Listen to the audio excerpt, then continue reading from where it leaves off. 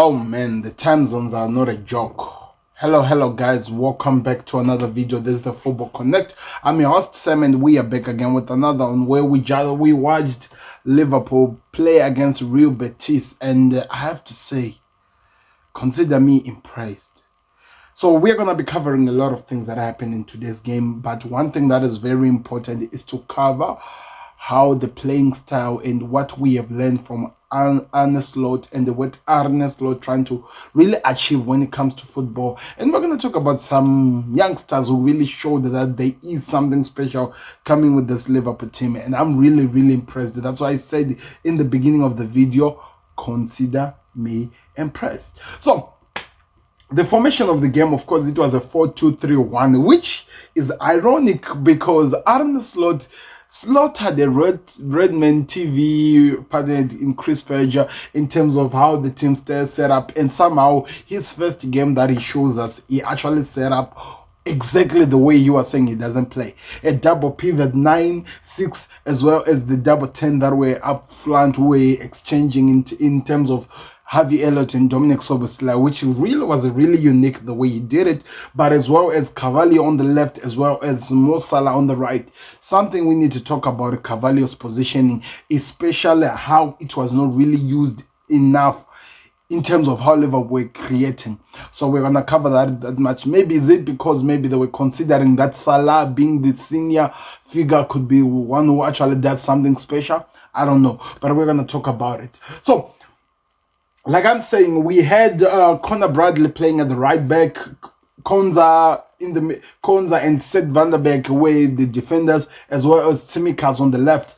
A double pivot of Endo and Jones who were there, and then we had a midfield three by the way of Salah, Szoboszlai and Cavalli, and up top was Elliott playing as a false nine. Like I'm saying, this was a double pivot of number 10s that were rotating Szoboszlai and the Harvey Elliott, and they did it so much. And just a side note, this is how you play a double pivot of number 10 if you are watching from anywhere Southgate. Anyway, we're going to move on from that one. Like I'm saying, we are here to cover what we learned from today's game.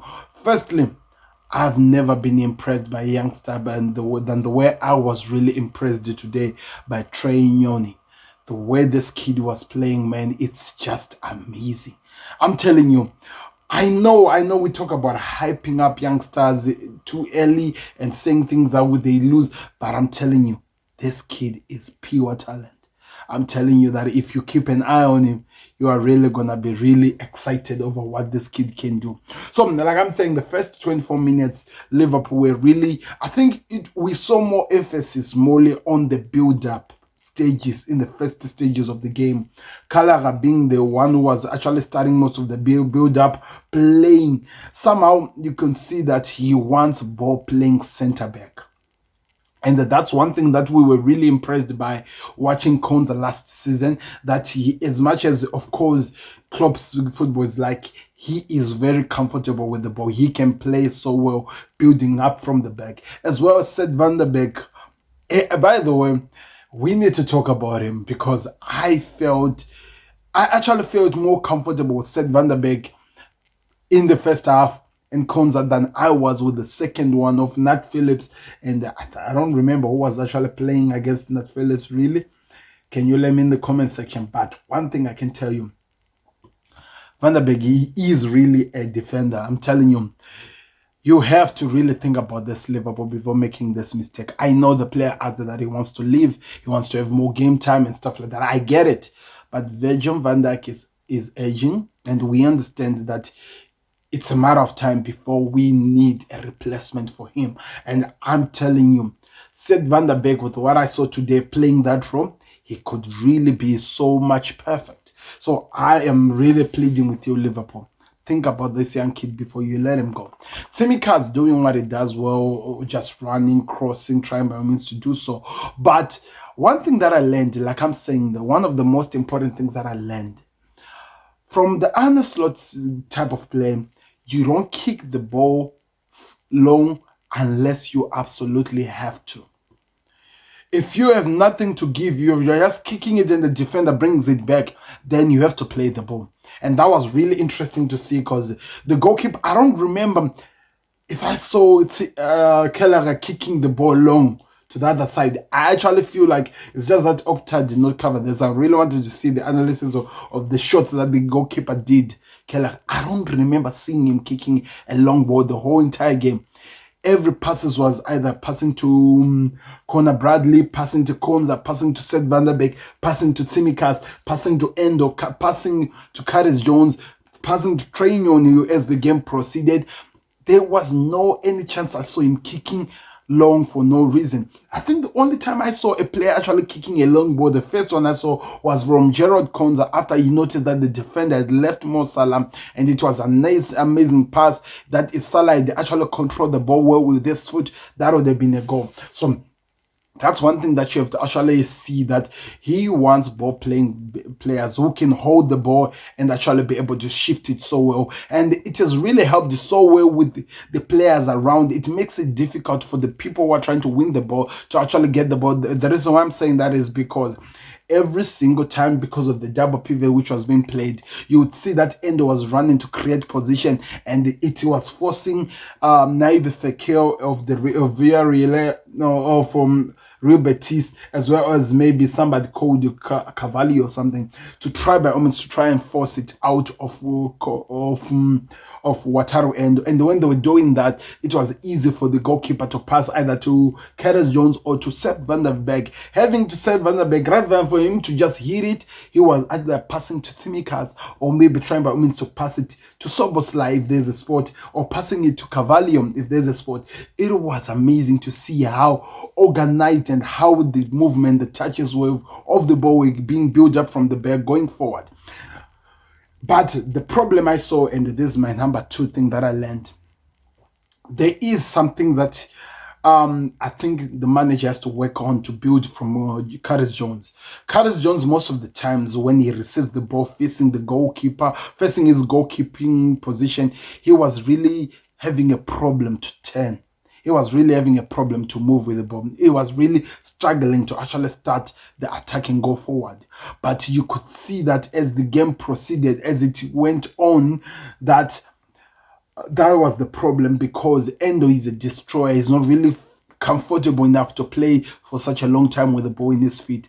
That's why most of the times, if you could look at how much Endo and Curtis Jones lost the ball, especially in the first 25 minutes, it was a lot, which was putting so much pressure to Konza and Van der Beek. But somehow they were doing some amazing recovery to help out and actually do something special. And after Curtis Jones got injured, that's when the star boy, the man of the match for me, came in.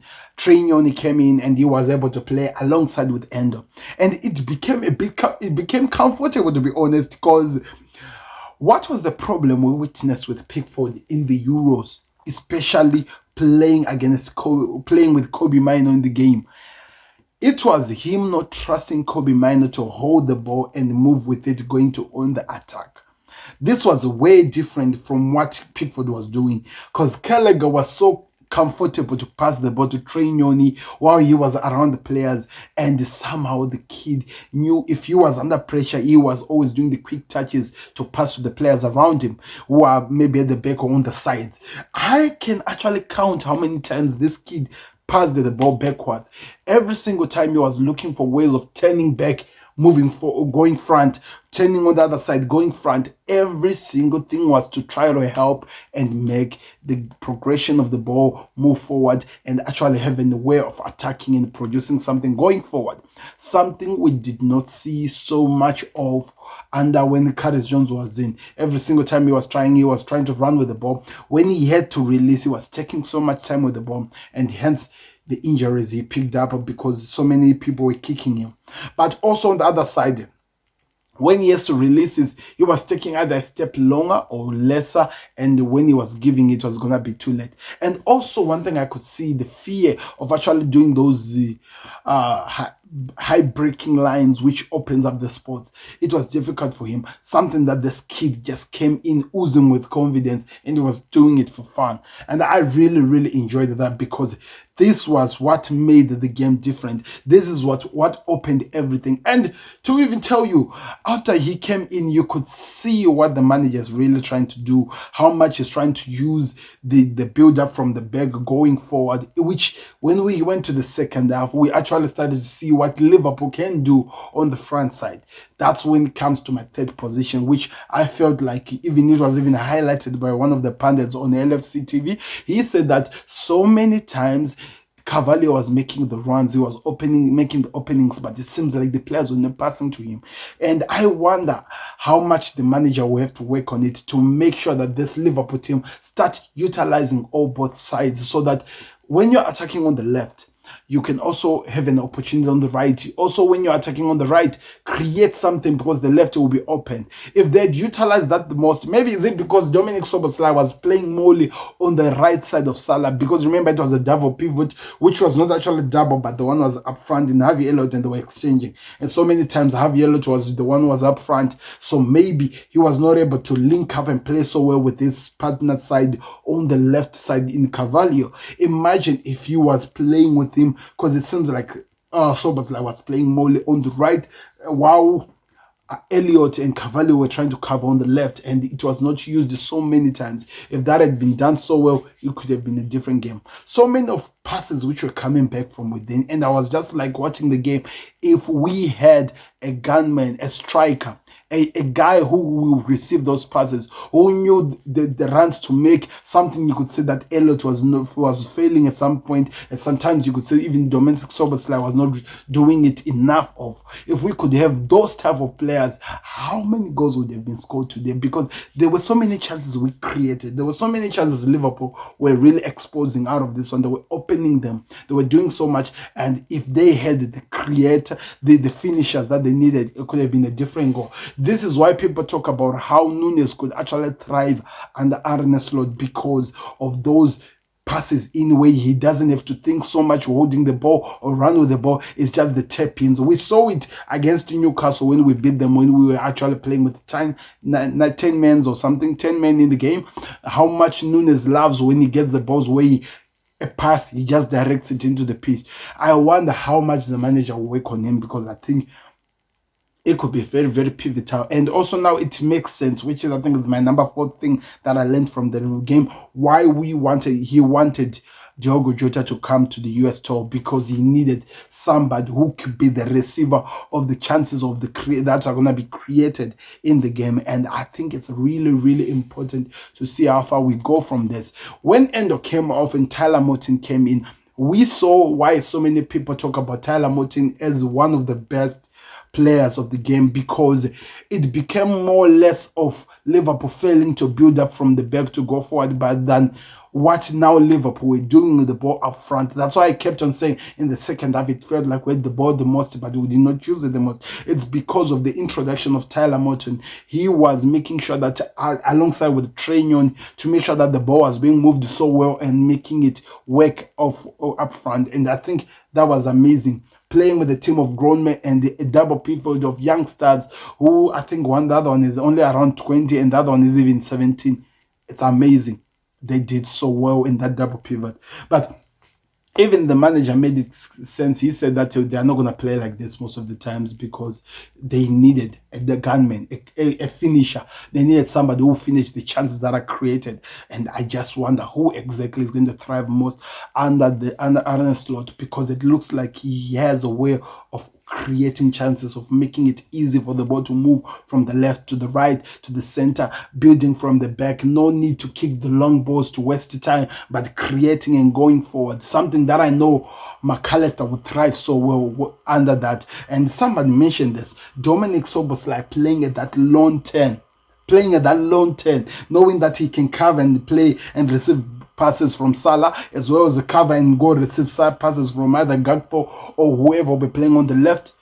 It's going to be amazing. Being a helper of Darwin Núñez or maybe Jota, being a helper, playing that rotation to make it easy, it's going to be what what dreams are really made of for Liverpool. So I know people we are talking about why we are not doing signings, why are we not doing something, but I think today we got to see why the manager doesn't want to run into making signings when he hasn't seen what he's working with really.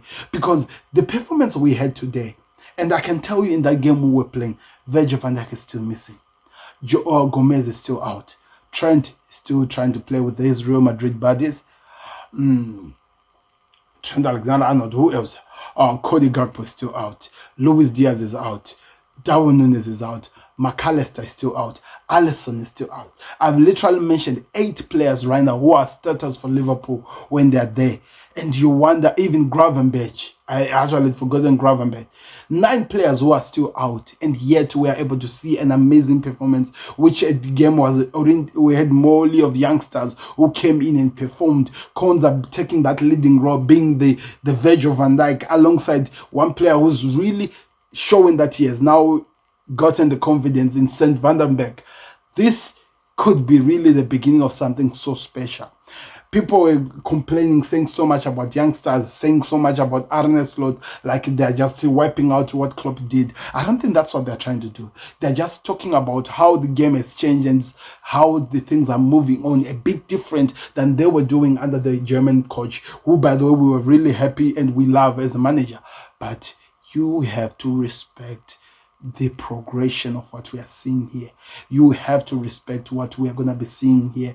This manager looks like he has something special to offer the Liverpool fans and all the people who are going to be watching. So I want to know your thoughts in the comment section. What did you think of today's performance? What did you think of Szoboszlai's performance, his long 10 he's playing, as well as that double pivot of Endo, Jones, Trey, Nyoni, Tyler Morton? What did you think? Of course, before I even go out, I almost forgot to talk about this one. Steven Basic is back, people. He came in with only the youngsters, Ben Doak, Gordon, all these kids who were expected to be very pivotal in the last season, but they are all back. And we saw how Steven Basic is really important to this Liverpool. That's why I still wonder, do we really need a DM? I know it's crazy to be saying this on live, this one. This words might come back to haunt me, but I'm asking, do we really need a DM when we have somebody who can do what we saw today? When we have a player who can finish the chances and create something like we did today. So there is a lot of things to cover, to talk about after watching today's game. And there are so many things we can say, complain that maybe they need to be changed. But one thing you can really appreciate is this. Liverpool are looking good, man.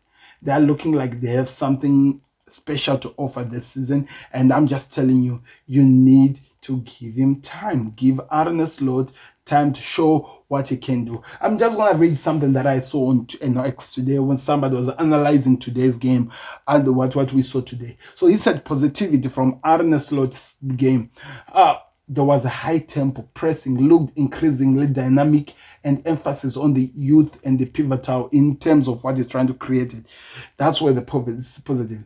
The concern, the chronic build-up, lots of ball losses followed long, and also there were lack of control in the final third. Too much basketball which was happening, and I think it made sense. We really were struggling to finish up the chances in the final third, and like I'm saying, I think Arne Slot came to actually say it's because we need a gunman. We need somebody who finish up the chances we are creating. That's why I'm saying that it's going to be interesting to see how much he works on this team and what we will look like at the very end. So if you're watching us from anywhere, let me know your thoughts and tell me what you really learned from today's game and what did you really enjoy to watch this Liverpool under Arne Slot, and how are you excited over the new season? What are your expectations?